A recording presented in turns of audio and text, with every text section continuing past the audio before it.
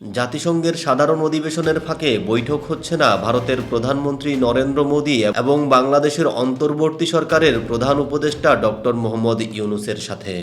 কিন্তু তাতে কী বা আসে যায়? বাংলাদেশের প্রধান উপদেষ্টা ডক্টর মোহাম্মদ ইউনূস নিজের কূটনৈতিক সক্ষমতার প্রমাণ ঠিকই দিয়েছেন।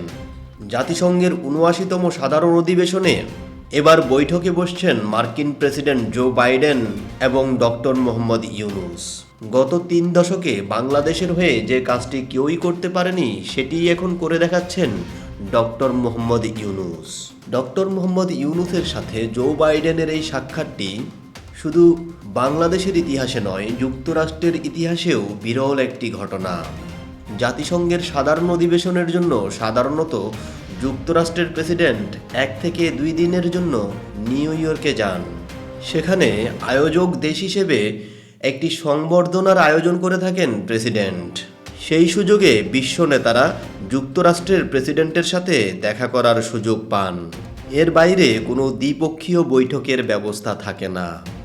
বাংলাদেশের রাষ্ট্রপ্রধানদের সাথে সবসময় যুক্তরাষ্ট্রের প্রেসিডেন্টের সংবর্ধনায় দেখা ও কথা হয়েছে, কিন্তু এমন বৈঠকের সুযোগ হয়ে ওঠেনি।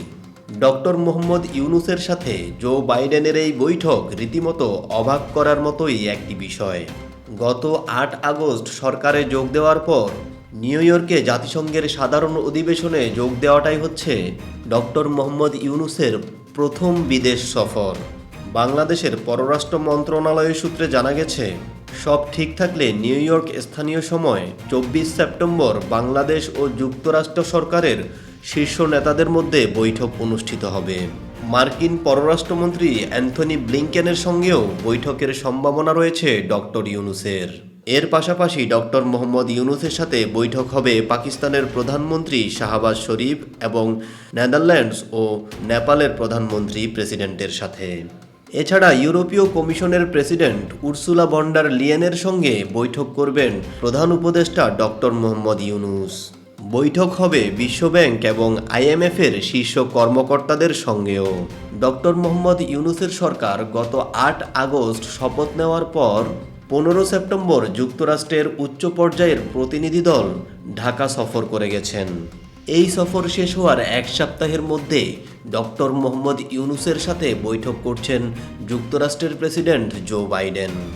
বিশ্লেষকদের মতে বাংলাদেশের রাজনীতির পট পরিবর্তনের পর দুই দেশের কূটনীতিকদের এসব ঘটনাপ্রবাহ শক্তিশালী তৎপরতার ইঙ্গিত দিচ্ছে।